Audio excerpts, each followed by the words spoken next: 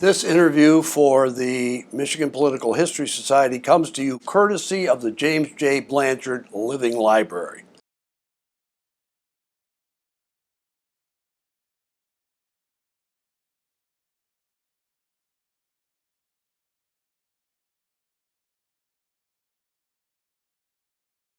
Scott Romney, welcome. Thank you. Happy to be here, Bill. Your father, George Wilkin Romney. Much has been written about him over the years. Unfortunately, nowadays a lot of people don't realize what a family background he had before he ever came to Michigan. Can you tell us just a little bit about the family background, his birthplace, his upbringing, and so forth? Well, he was born in Mexico. Actually, his father went down as a young man with his grandmother and went to Mexico in the 1890s. The Mormons went there, a lot of them, to escape persecution for polygamy. So his grandfather was a polygamist, and so they went there and lived there. When he was about 4 years old, they were driven out by Pancho Villa. The Mexican Revolution took place, and he was a refugee in El Paso for 6 months, living on a dirt floor lumber yard. And then his father and mother lived in the West, Idaho and Utah. He went to 6 different grade schools by the time he was in the 6th grade, and ended up in Salt Lake City, Utah. So that's where he ended up spending his teenage years. Wow, what a story. I never heard the El Paso story before. That's a new one. Okay, so he's in Salt Lake City. What, is he about 17, 18? He was there a little earlier than that, 14 or 15, and he met my mother in high school there and fell in love with her and chased her from then on to try to marry her. Did he ever go to college? He went to college. He went to a school that was there that no longer exists called LDS Business College, but he only went there 1 year. And he went to a couple other colleges, and I'm not even sure of the names of them, but one was in California for a year and another one for a year. He never graduated from college. Okay, so he chased your mother to Washington. He went on a mission for our church to England, and when he came back, my mother's father had become the Federal Radio Commissioner of the United States. Her father served as the Federal Radio Commissioner under Calvin Coolidge, Herbert Hoover, and Franklin Delano Roosevelt. And so she was in Washington, D.C., and she was a promising actress. And she was taking acting lessons in New York, so he chased her to Washington and got a job there so he could try to be with her there. He got a job actually as a stenographer for Senator Walsh from Massachusetts, and he ended up not being able to take stenography, so the senator made him a tariff expert. And so he was a tariff expert for him for a while. That sounds like a better career path. So her name was Lenore Lafont, wasn't it? Lenore Lafont. Yes, as an actress. And so he's in Washington. Is she in Washington? Was she trying to go to Hollywood? She was in Washington, and she ended up taking acting lessons in New York from a famous teacher there, and she ended up going to Hollywood. She was offered a job at MGM at the time for $50,000 a year, and she turned that down to marry him. And they got married and had their honeymoon in Lake Tahoe, California. So they came back to Washington, and what did he do then for a living? He came back to Washington, and he worked for the Aluminum Company of America. He was a lobbyist and also helped sell some things. I don't remember exactly when he sold, but he sold the aluminum that went into the Washington Monument. And my 2 sisters were born there. Well, so was that the reason he ended up coming to Michigan? No, actually what happened in Washington was that when he didn't get a promotion at the Aluminum Company of America, he quit. He felt he was entitled to the promotion and didn't get it. Alcoa was then broken up. It was an antitrust split up. And a fellow named Pike Johnson, who knew him, recommended him to be the head of the Automobile Manufacturers Association, which was a coordinating body for the auto companies in Michigan. And so he took the job in his 31 years old as the head of the Automobile Manufacturers Association in Michigan. And that's how he came to Michigan. So he came, what, just before World War II? It was in 1939, and then as the war broke out, the Automobile Manufacturers Association was put in charge of coordinating the war production of the auto companies. So at 32, he was in charge of coordinating the war production for all the auto companies, and that's what really got him started in his career in Michigan. And when he first came back with his two daughters, you weren't born yet. I was born here. I was born in 1941 here in Michigan, and then my brother 6 years later in 1940. Was the original house in Detroit? We had a home in Detroit. They paid $15,000 for a home in Palmer Woods. It was a big home, as many of the homes in Detroit were at that time. And yes, we lived there until we moved to Bloomfield Hills. I hate to say it, but I think they just tore that home down just a couple of years ago. They tore it down, and my sister graduated from high school living in that home. So we lived there a long time, but yes. So the war breaks out. Scott Romney is born, that's you, and Mitt, of course, 6 years later. But during the war then, is there anything more that you can tell us about what your father was doing beyond what you just did? Not really. He worked for the Automobile Manufacturers Association and coordinated all that. Okay, so what about American Motors? Well, after the war was over, he had several offers of job opportunities. And one of them was with a company called Nash Kelvinator at the time. And George Mason hired him as his assistant at Nash Kelvinator. And so he started in that in the 40s.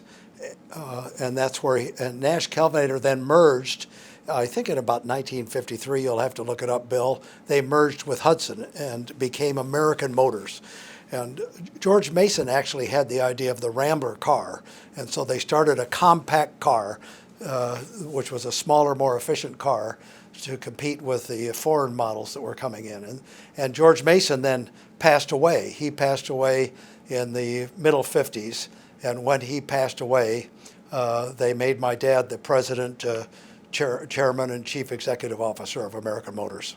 Okay, so by that time he was probably in his late 40s? He was in his late 40s. He was 47 and young for head of one of the auto companies at the time.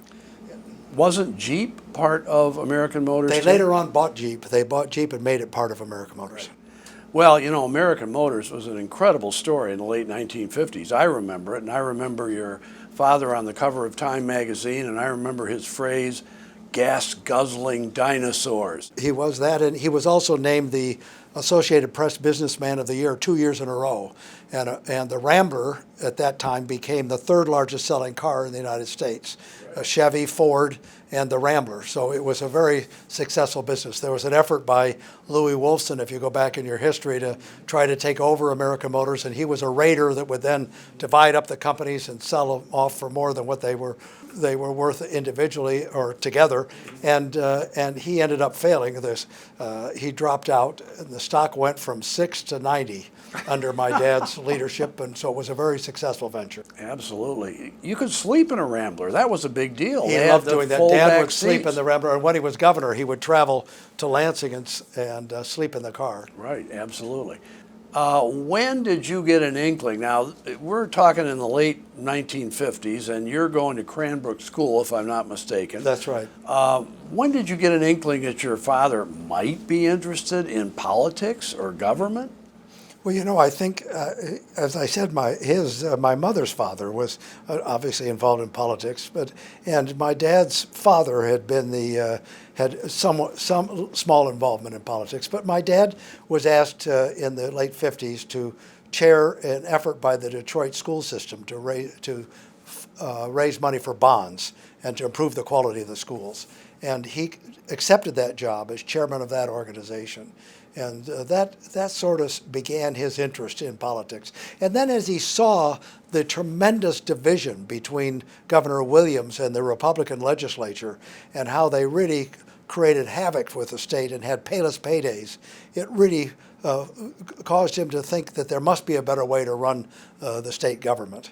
And so in the late 50s, he formed with Walter Reuther and Bob McNamara, who at the time was head of Ford Motor Company, Citizens for Michigan.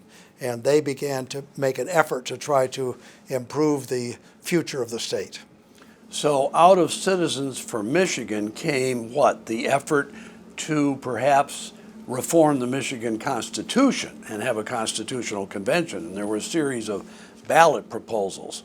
Do you remember anything about all that? Sure, I remember that was what was the outcome, that they decided that the only way to really change things, the way that they wanted to change things, was to have a new constitution. So they put forth the effort to have a new constitution, and of course then Citizens for Michigan didn't need to exist anymore. There was the Constitutional Convention that created the draft of a new constitution. You mentioned Walter Reuther just a minute ago, and of course that's really fascinating, but here was this icon of organized labor, and George Romney, who everybody thinks is the quintessential successful corporate businessman.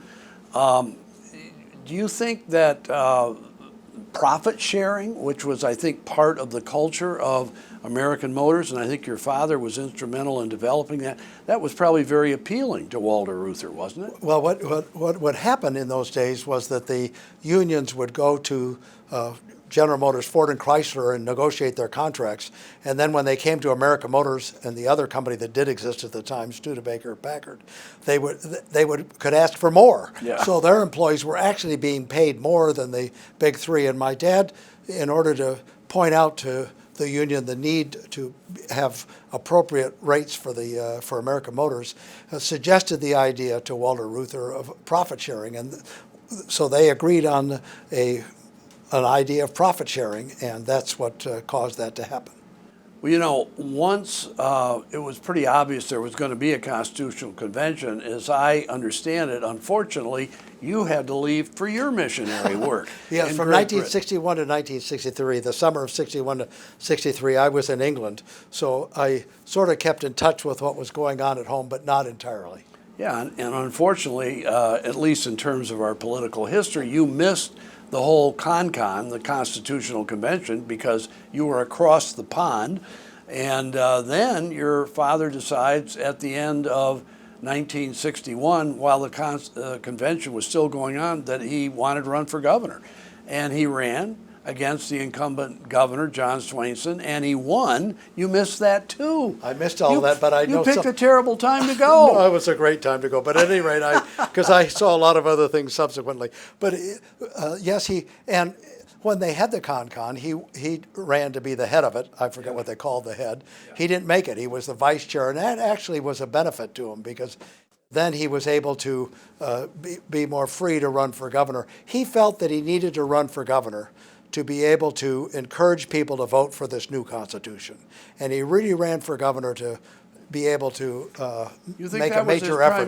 That was his major primary motive at the time, well, it's to adopt this new Constitution. Yeah, well, he won the election in November of 62, and then he campaigned tirelessly for 4 months, and in March of 63, so this is only 4 months later, 2 months after he took office, it passes. It was very close, and probably it wouldn't have passed if your father hadn't campaigned for it the way he did. He worked tirelessly for that. But he really believed in it. Well, then maybe everything was an anticlimax after that. No, he enjoyed the other things that they were able to accomplish. That Constitution, though, created the first Civil Rights Commission in the United States, and Damon Keith and John Fikens were the commissioners of the two heads of that, and that was a major effort that he was involved in, and he was very proud of that. And of course, it did many other things to reform the government of the state of Michigan. Well, we'll get into that, but let me just ask you: do you think that one of the reasons he was such an apostle of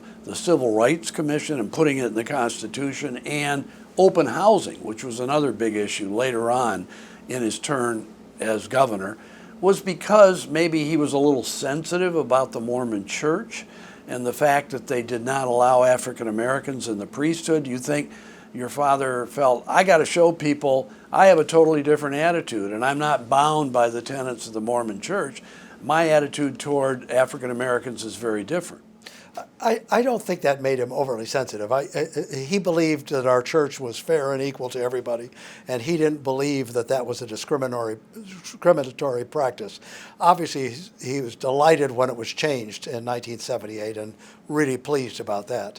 But I don't think that affected what really affected his view in civil rights was when he came back to Michigan and worked with so many African Americans in business and in charity and in other areas. this. And if you go back to the library at the University of Michigan, you'll see the letters he wrote to his own father about how he felt so strongly about equal rights for everyone, and that it was something that he really firmly believed in, largely because of his association with people that were here in Michigan.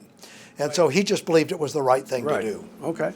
Now you come back finally from your missionary work in Great Britain, and it's like the summer of '63, if I'm Yes, not it was. mistaken. Yes. And you decided to transfer to Michigan State. I didn't actually. I went back to Stanford for one more year. okay. I went back to Stanford for a year and was there 63, 64. And then the 64 convention of the Republican Party was held in California at the Cow Palace. And so I was there at that convention when Goldwater was nominated. So you hadn't gone to Michigan State at that point I had yet. not. I went the next 2 years after that.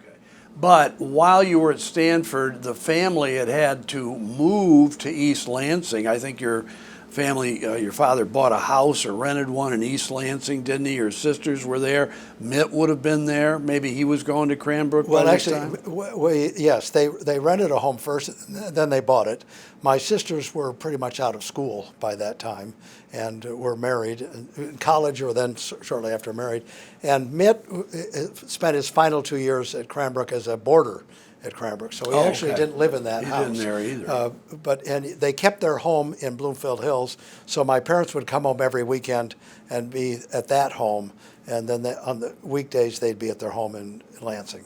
Well, now, speaking of your home, your mother and father had a famous marriage. Your father was famous for, supposedly, I don't know whether this is apocryphal or not, placing a rose on her pillow every morning of their married life. Is that really true? Well, he did. He provided a flower for her almost every day of their life. I don't know how he did it in the winter all the time, but he did, with a little short note about that he loved her. And he, as a matter of fact, when he was in the cabinet in Washington, D.C., they lived in the Shoreham Apartments next to the Shoreham Hotel.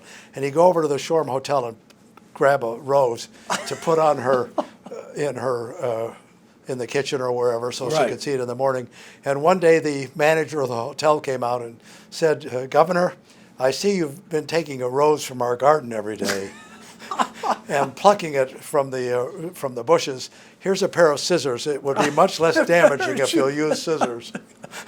Clean cut. Clean cut. He continued to do it. That's pretty good, and that was even later than we've been That talking was later. about. So. My dad and mother did have a fabulous marriage, and it was quite something. He loved her enormously, and whenever that was her birthday or an anniversary or anything, he would get a bunch of dresses. He wouldn't buy them all. He'd get a bunch of them that she could try on, and then she could pick which one she wanted to keep. And I remember we'd all sit around and watch her twirl around the room in whatever dress that he brought, and then she'd be able to pick what she wanted. Well, now, your mother probably had been active in a civic way in several capacities, but did she get into politics more heavily, once your father was governor? Did that impel her to go around and, let's say, make speeches to Republican women's groups? I seem to remember a lot of that. Well, she did. She in '62 when he ran. She went all over the state. She went to all the counties of the state. And my brother went with her, and they traveled everywhere. And she made speeches everywhere. She was a great speaker. She ended up helping him with his speeches. She'd had a background in theater, so she knew how to emphasize the things that were supposed to be emphasized in a talk. So she was very, very helpful to him that way, and she had her own ideas about what she thought was important and what she didn't think was important. She'd always been active in church affairs, and so one of the important aspects of my parents' lives was their activity in our church. In addition to being a governor and a great governor of this state, he was also a major leader of the Mormon church in this community, and was an early major leader, and my mother was very active in that. And then she was very active in a number of other charitable organizations, one of them being opera with Mrs. Henry Ford, and others being a number of other things. Well, now... And she became, when my brother was born, it was a traumatic event for her, and she was ill. She was never quite as well after that as she was before he was born.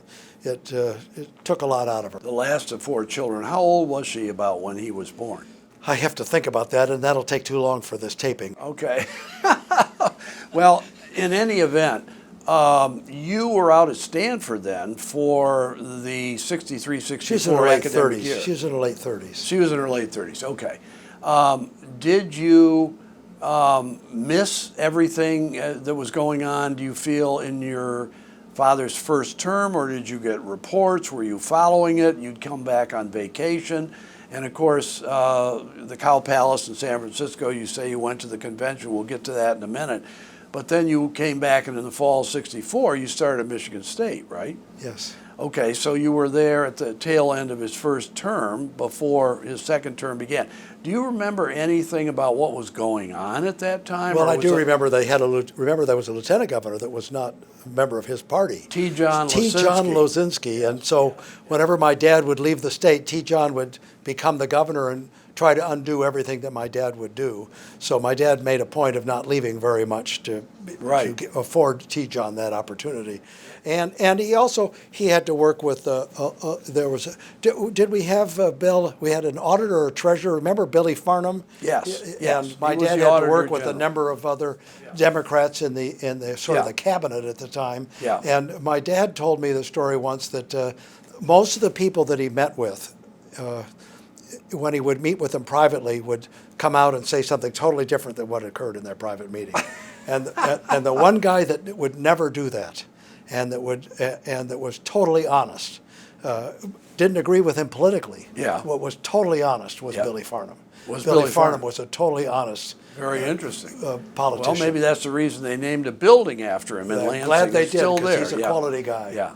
Well, T. John Lozinski also used to fire up cigars in the governor's limousine when George Romney was absent from the state. Yes. And leave a lingering aroma that I'm sure your father did not appreciate. Well, when he met with him, he would blow smoke in his face. Oh. Wow. Well, anyway, those were the days. Let me ask you this. I know early on, and this is something maybe you didn't know about that much, but I think there was some publicity. I think your father had the feeling that the Attorney General should kind of be the governor's legal advisor, legal counsel, and kind of do what the governor wanted him to do. And Frank Kelly said, no, I'm elected by the people. I'm independently accountable to the people. I don't follow your orders. You want to have a legal counsel, fine. They went through something for a while. Do you remember anything about that? Not really very much. I do know that Frank Kelly took the position that he would be, that he was the attorney for the governor, and also that he could take the position on the other side. So he preserved the right for the Attorney General to be on both sides of lots of issues. And that was a very fundamental thing that he did for many, many years. Well, that probably didn't appeal to I your don't father think that very appealed much. to very many people. No. But really, the governor's second year of his first term was dominated by national politics, because that was the fight between Barry Goldwater and Nelson Rockefeller for the presidential nomination. And that was the last time that a governor in Michigan got elected for a 2-year term. Right. So your father had to run for re-election. Well, that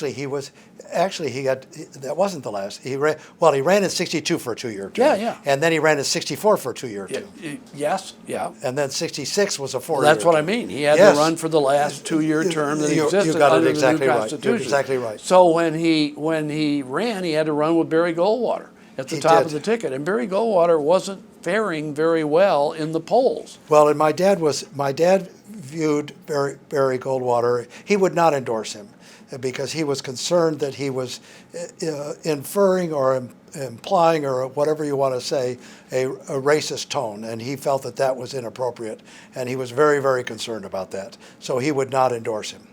Was he concerned that Barry Goldwater was going to be on the top of the ticket in Michigan when George Romney, was running for re-election as governor right below him and could be affected by the result? Well, I think his principles were more important than anything, because at the Cow Palace out in California, he made it very clear what his view was about Barry Goldwater. He ran as a favorite son, so that the state of Michigan would not initially support Goldwater in the nomination process, and made a major effort toward the planks of the Republican Party to include civil rights and other matters that he thought were important. So it was really more a matter of principle than anything else.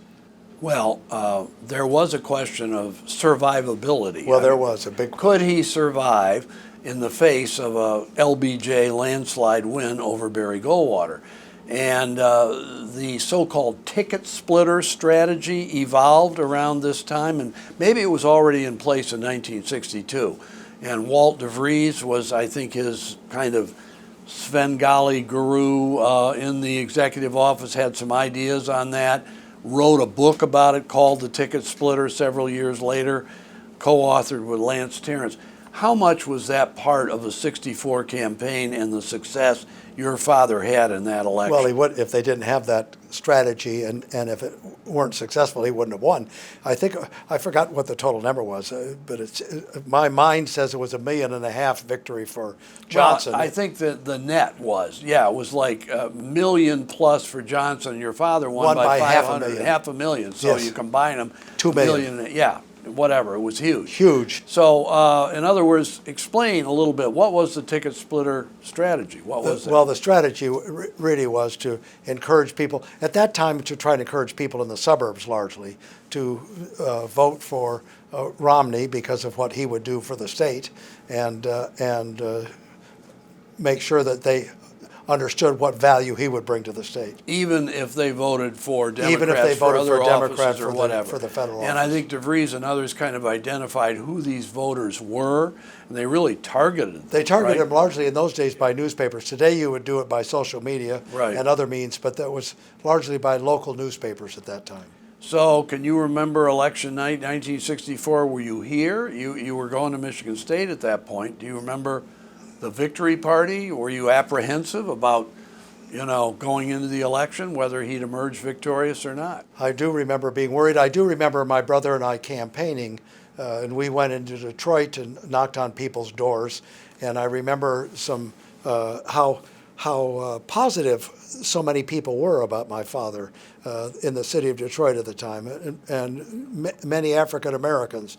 And then I remember there was a major effort to try to slander my father by saying he was not for equal rights and so forth. And several people came out in his defense, including Damon Keith, to make it clear that he was a major proponent of civil rights. So my father's vote of the African American community doubled every time he ran. Right, right. After he wins re-election in '64, he takes over, but he's got a heavily Democratic legislature. For the first time since before the Second World War, Democrats had been out of power something like 26 years. And do you remember any stories or anything he said, or what was your impression of how he was able to work with Democrats in the legislature? Well, I don't, Bill. I don't remember that. I do remember going to a budget meeting when I was a student at Michigan State, and I went to the meeting, and they were talking about the budget and everything, and they went through a number of different things, and mental health, and this issue and that issue, and then it came to the vending machines in the Capitol, and at the end of the discussion, Dick Van Dusen said, we spent more time on the vending machines in the Capitol than we did on some other very important topics.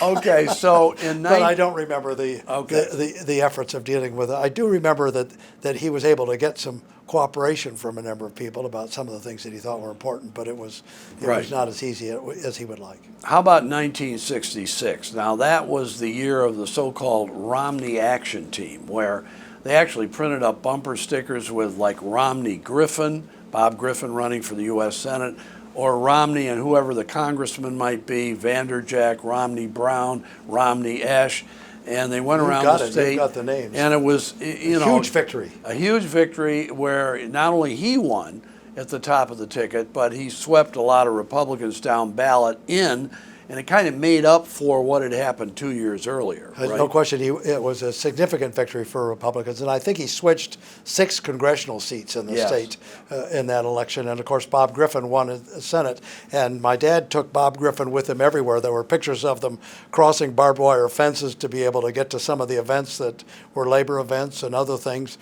So he really made an effort to help all of the ticket win in that election. Yeah, your father was famous for almost scaling fences, trying to get into union picnics. Well, there were some great pictures of him in the paper. There were on the Labor Day celebrations. there would be the big stand on the dais with all the labor officials, and then over in the corner, all by himself, would be Lonesome George sitting by himself because he came to those events himself because he wanted to support those. Did you and Mitt help him a lot in that campaign? We went to a lot of things. He would go to the factories and shake everybody's hand, and very active.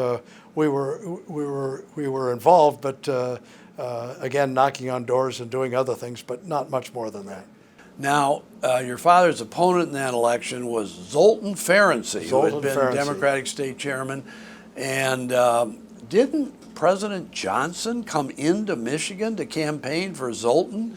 President Johnson came in to campaign for Zoltan Ferenczi, and when he came in and went to an event for him, he mispronounced his name, which the papers all covered, which was pretty hilarious. But when he came in, my dad as the governor, met him at the airport. And so they went out on the tarmac, and President Johnson said, "Come in and sit in my car next to me." So my dad sat in the car next to President Johnson, and John Dingell, the congressman, a big man at the time and healthy, grabbed my dad by the shoulders and pulled him out and said, "You don't sit in there." And and President Johnson said, "Yes, he does." And he went back in. He went back in. Well, of course, Johnson was a pretty big man himself. Johnson was a good-sized fellow himself. He could stand up to John Dingell. Well, that's an interesting story, fascinating. So the Romney Action Team wins, and then we get to 1967. This is your father's third term, the first four-year term in Michigan history for a Michigan governor under the new Constitution, which your father championed.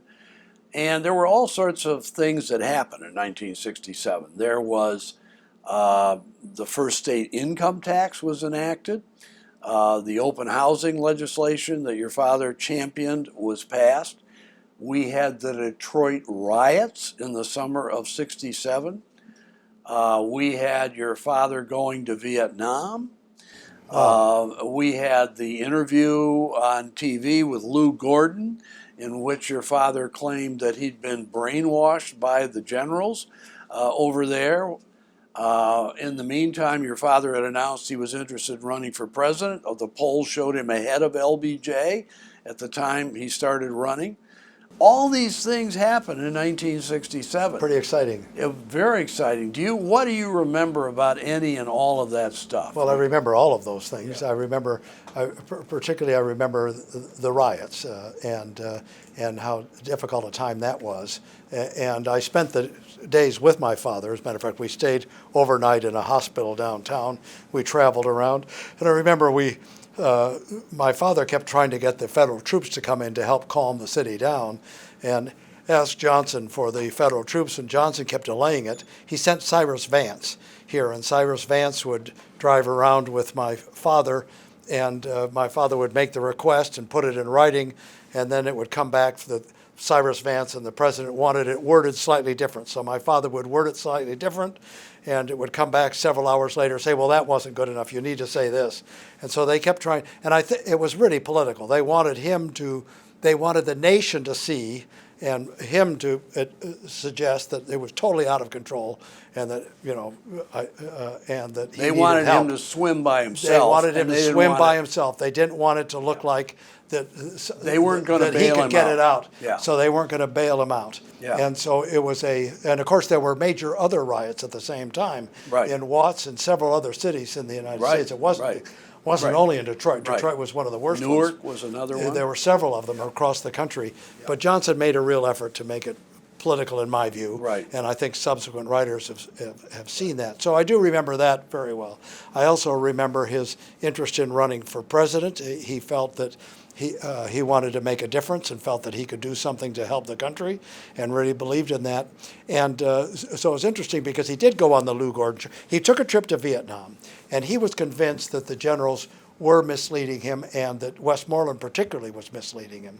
And it was kind of interesting because when he did say that he'd been misled, and then he said that, and they'd given him a snow job, and then he used the word brainwashing. And of course they made terrible fun of him for using that name, that he's so weak to be brainwashed. But it was interesting because Bob McNamara's family wouldn't talk to my dad after he said that, and he was the Secretary of Defense at the time, had been, of course, Citizens for Michigan co-chair with my dad.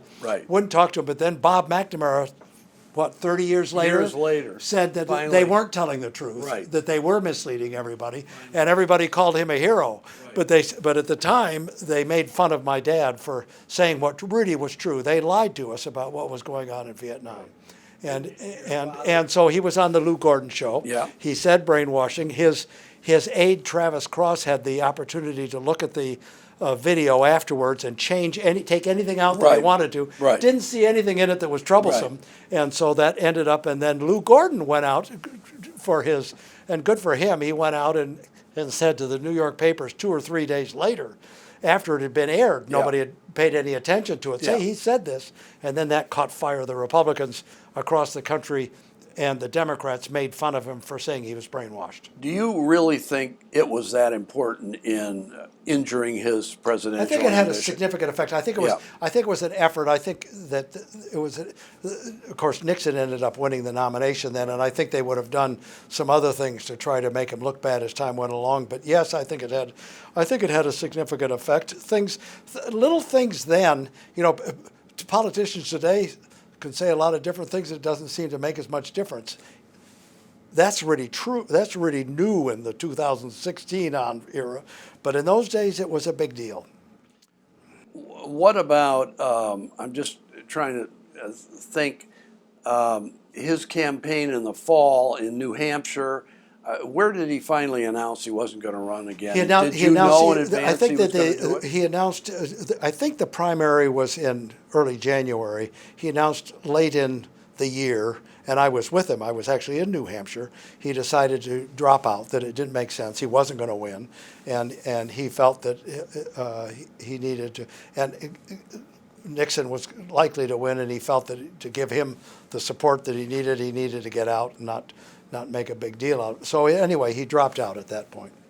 I was with him when he decided to drop out, and then we flew to Washington, D.C. to make the announcement, and he made the announcement there. What was his state of mind at the time? It was really fascinating to me because I was with him the day he dropped out. I was with him when he talked about it with his staff and my mom, and then I was with him the next day in the sunroom in our home in Bluefield Hills when he was reading the papers and doing other things, and he was calm as you could be.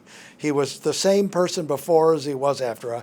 It didn't seem to affect him at all. I mean, he just felt that he made an effort to do what he thought was good for the country. He wasn't really in it for himself. And he wrote letters to my brother about that he felt he could make a difference, but that wasn't going to occur. He'd done what is best, and so on he was going to move. Did you get the feeling that either he felt, or maybe you yourself felt, or your mother felt, that he had not been given good advice by a lot of the people who ran his campaign? There were a lot of people who thought he shouldn't have been wasting his time up in New Hampshire, where Nixon was likely to beat him anyway. Should have gone to Wisconsin. He should have gone to Wisconsin, where American Motors had a plant, right. No, and he could have done a lot better there, and he was ill-served. Well, there were people that said that. Some of them at the time, and I think probably he probably was a mistake in hindsight to do it that way, to go to try to battle in New Hampshire. But everybody felt that you had to go to New Hampshire first in those days, so that was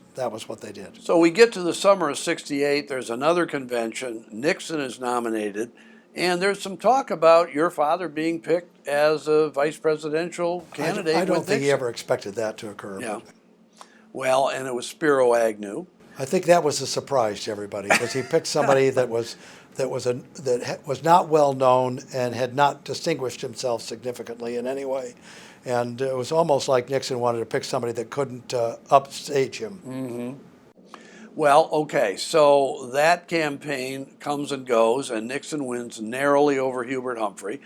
Your father is finishing his 6th year as governor. He's accomplished a lot, but evidently he was still stirred by the ambition to maybe do something at the federal level, and Richard Nixon asked him to be his Secretary of Housing and Urban Development in the new administration, beginning in January '69. So your father does something that really is pretty rare in the history of Michigan governors. He resigns in the middle of his second term and turns the office over to Bill Milliken and goes to Washington.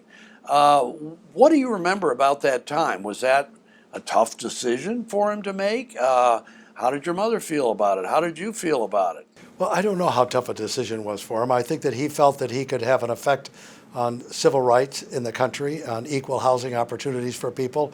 That was a major concern of his and something that he thought the Republicans should be pushing. He also felt that he could bring some efficiency in terms of modularized homes and trying to build homes in a more efficient way for the future. And so he felt that he could make a difference in doing that. So he took that job. So, how did he feel about having the job as HUD secretary during the time he was there and after it was over? Do you think he had a feeling of real satisfaction, or by the end did he decide, you can't really get as much done here in Washington as you think you can going in, and I'm a little bit disillusioned, and I'm just going to pack it in and get out of politics? Well, he was there for the whole 4 years Right. of the first term of Right. Nixon's presidency, but he early on felt that he was being thwarted in terms of doing the things he wanted, and that the White House really controlled things. And Ehrlichman and Haldeman, who were the top Right. assistants to Nixon, vetoed many of the things that my dad wanted to do, and Moynihan as well.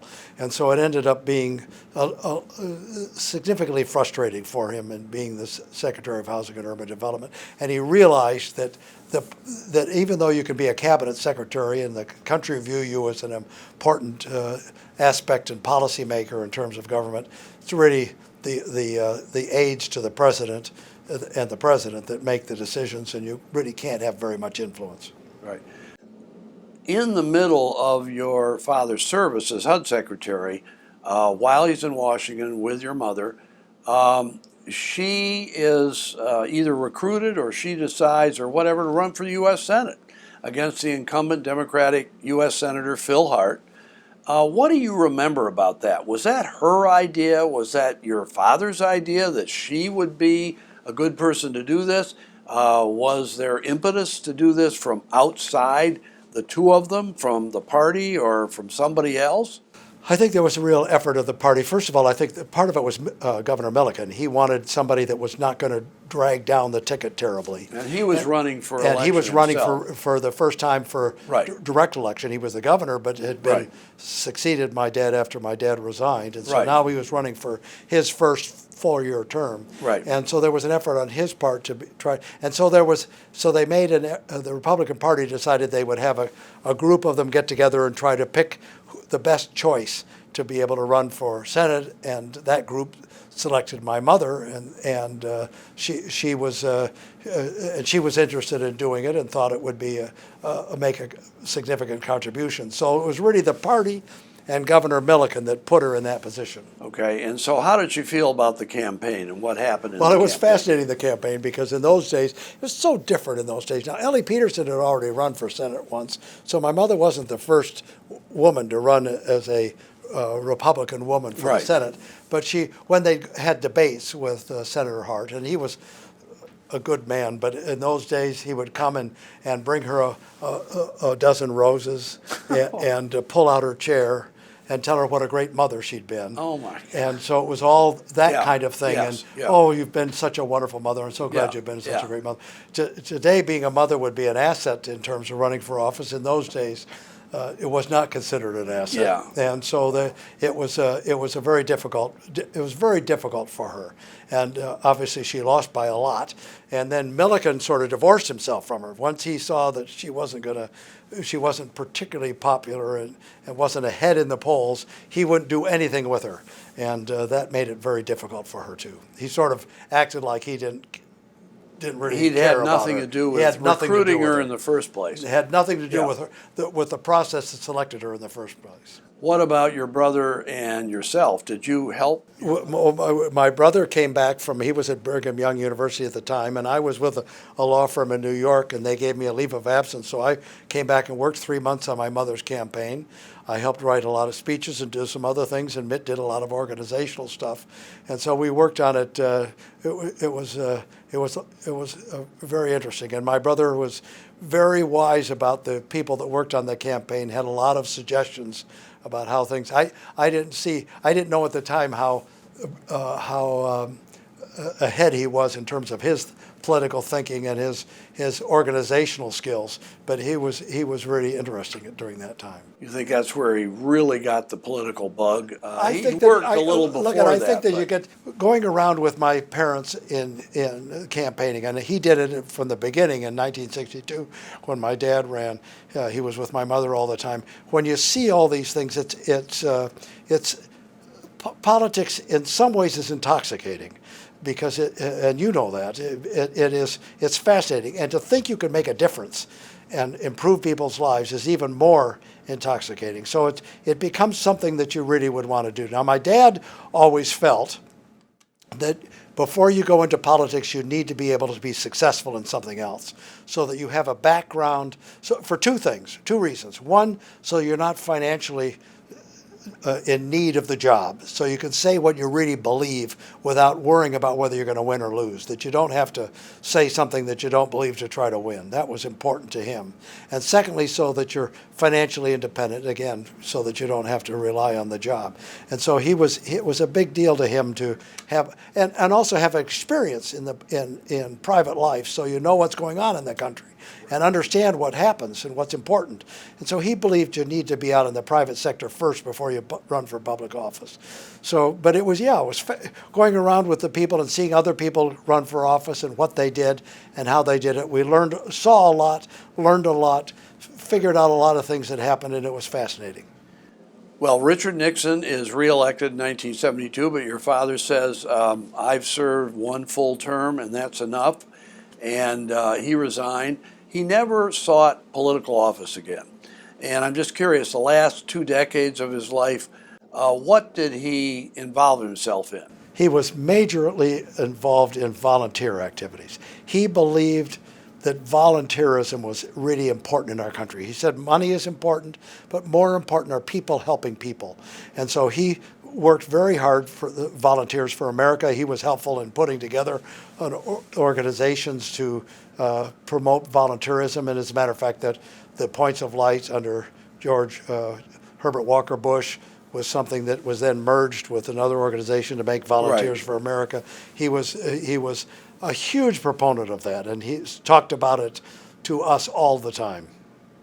What other anecdotes can you tell me about George Romney and his activities, things he said, things he did, his relationship with you, for instance, as a father? What kind of a father was Well, he? he was an incredible father. Let me talk about that in a second. But when he was a young boy, it really affected us a lot about his background. That he came from such a poor background. His father going broke 5 times, and he told us a story that when he was a young boy, his father came. The only Christmas present they got one red flyer sled for the 6 boys and 1 girl, and they each got an orange. That was what they got for Christmas. So, and those stories made a difference to us in terms of being able to accept other people and understand where people come from in this world, and that it doesn't always end up easy for everybody. But his love affair with my mother was a huge impression on all of us, and his affection for her and his kindness to her and her kindness to him was a huge aspect of our lives and of our upbringing. Our father would pray with us every day. He'd kneel down, and we'd have family prayer, and he'd pray with us. That was a big deal. I'll get emotional when I talk about my love of his children. He loved his children enormously, and I've had some difficult times in my life, and my dad was there and showed unconditional love for me every time. He was absolutely 100% supportive and just a spectacular father. He really was an incredible support to all of his children and loved them and cared for them enormously. He was very generous with people. There were a number of people that he helped. There were just things he did, little things that he did. When we were kids, we'd go watch the Thanksgiving parade at a Pearl Peterson's apartment in Detroit, and my brother would say afterwards, "Well, why are we watching it here? We don't get a good view here. There are much better places." Well, after we were adults, we realized we weren't going there to watch the parade.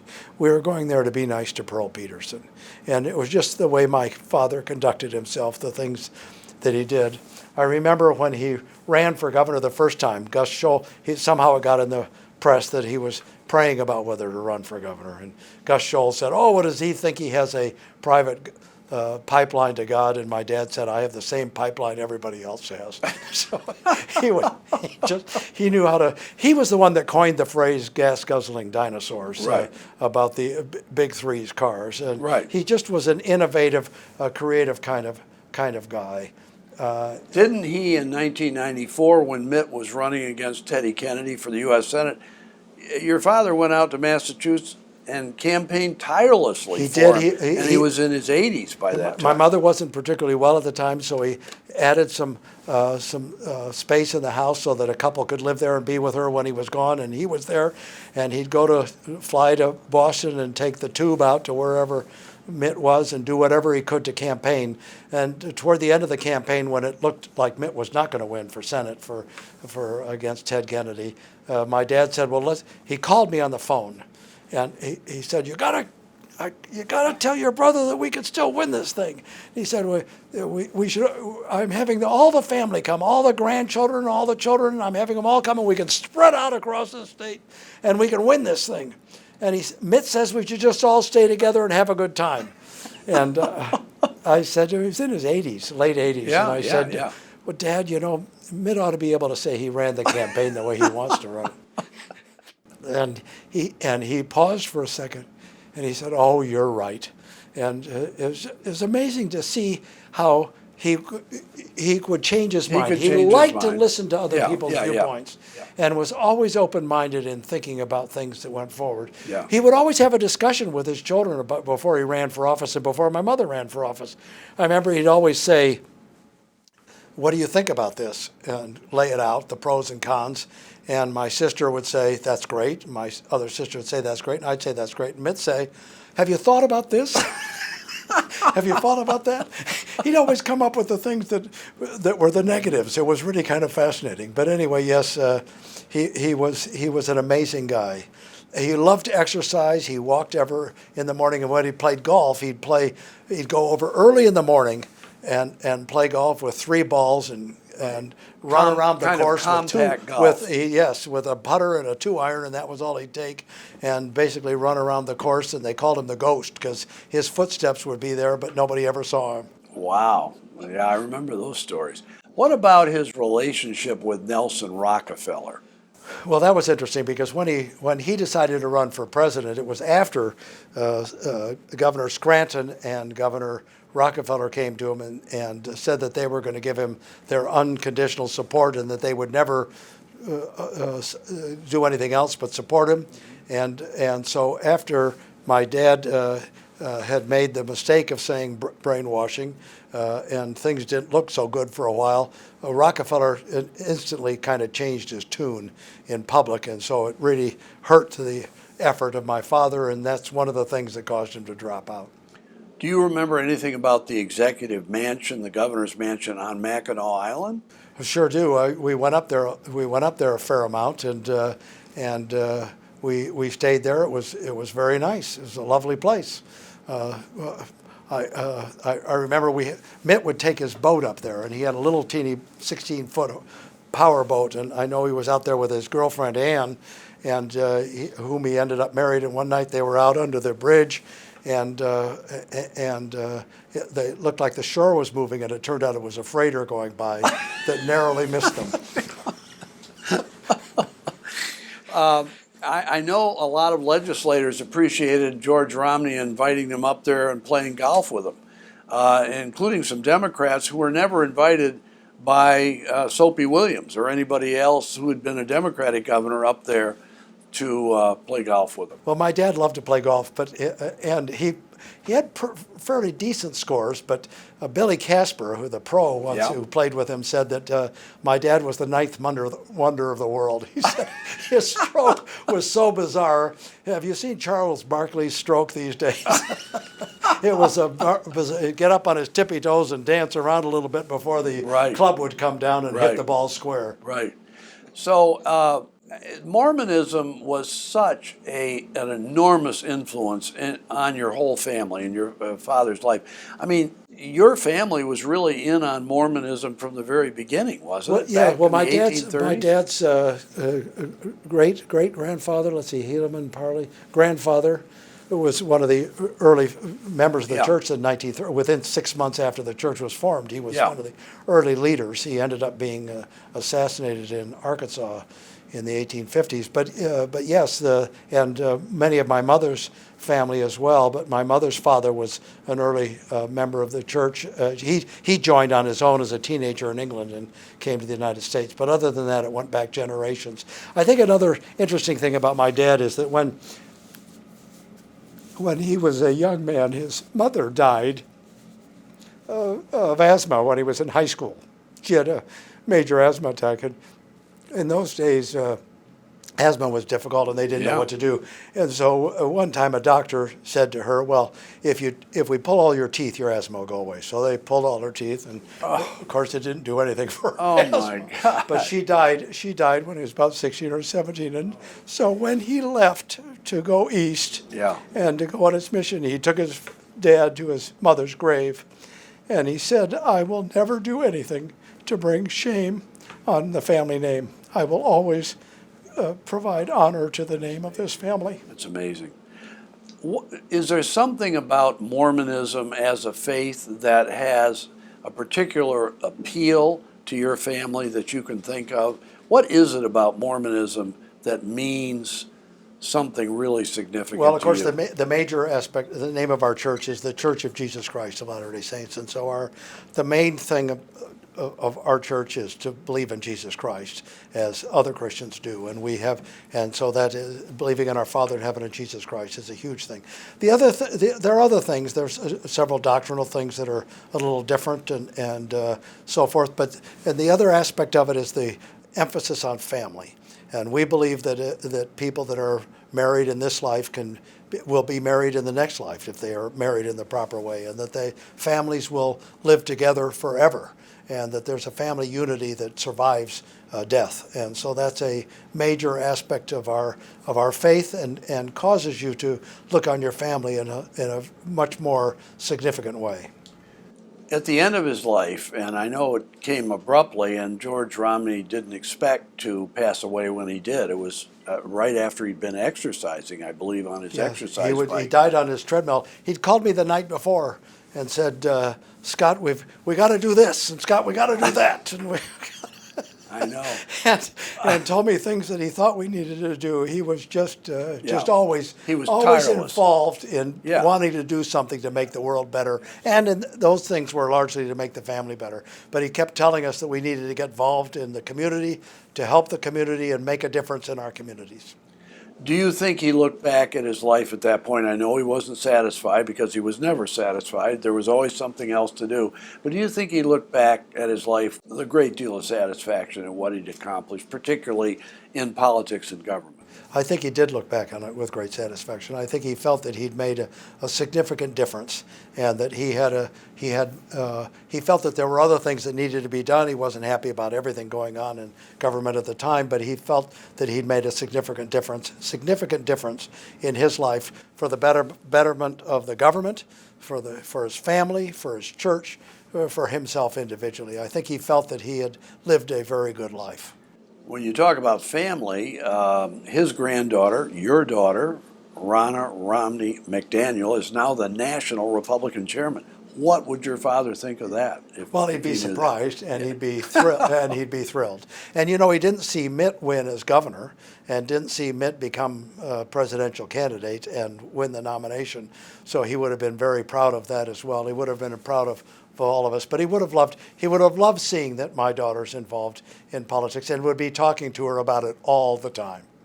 We did that at the dinner tables. We talked about politics at the dinner tables, and I remember there was one time that a man named Eustace Seligman came to our home. He was on the board of Hudson Motor Company and was a lawyer in New York with a major firm. And it was such an intelligent conversation. It was just me, my dad, and Mr. Seligman, and it had such a powerful influence on me that I ended up going to law school and joined his law firm at first. Wow.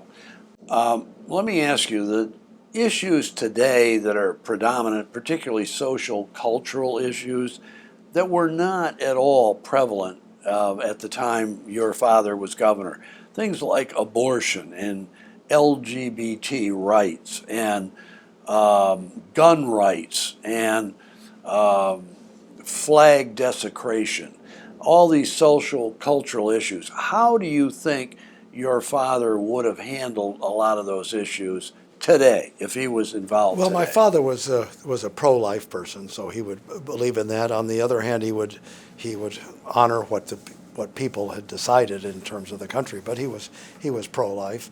On LBGT issues, I think his view, he'd have his own religious view about how he believed that people should live their lives, but he would believe that we need to be kind and loving to everyone and let other people determine how they're going to live their lives in whatever they wish to live their lives. You think he would have been able to survive politically in this kind of a climate today that we have, with this tremendous polarization over a lot of these issues? I have no idea whether he would. I do know this, that he was such a dynamic person and so forceful in terms of his personality and in his speaking style that I think that would be appealing to a lot of people today. But he was very forthright. He was not did not say wild things about the people and so forth. So I think that I don't know where that would be. But the polarization would be a real concern for him today. I think that would be a major problem, that he would want to see people being able to be more civil and to find a way to work together and find common causes in terms of so many things that are important in terms of foreign policy, domestic policy in this country. He'd be worried about the economy as a major effect, and he believes that our country is a truly benefited country, and that we have not only helped the people in this country, but we've lifted people in poverty around the world more than any other country has ever done in the history of mankind. Well, Scott Romney, unless you have something else that you'd like to add, I want to thank you so much for sharing your thoughts with us about your father. A unique individual, a unique governor, a unique man, unbelievable story, life story. Thank you very much. I thank you for doing this, and I thank you for the opportunity to try to honor my father. I will tell you again that he's the greatest man I've ever known. He's an incredible hero to me. Well, I'll say one more thing. Looking at you and watching you speak and your smile right now, I see George Romney. Huh. George Wilkin Romney. That's very nice to you. Very nice of you. There is tremendous connection between you and your father. Thank you very much. Thank you.